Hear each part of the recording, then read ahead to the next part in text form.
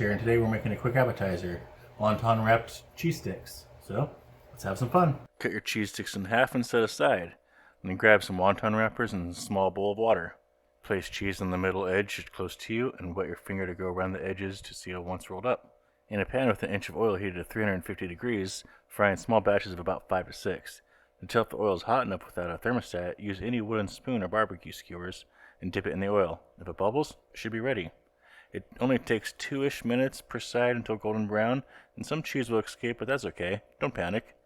A little overdone on mine, they glued out, but got a nice hot side of marinara. Let's get a good one. There we go.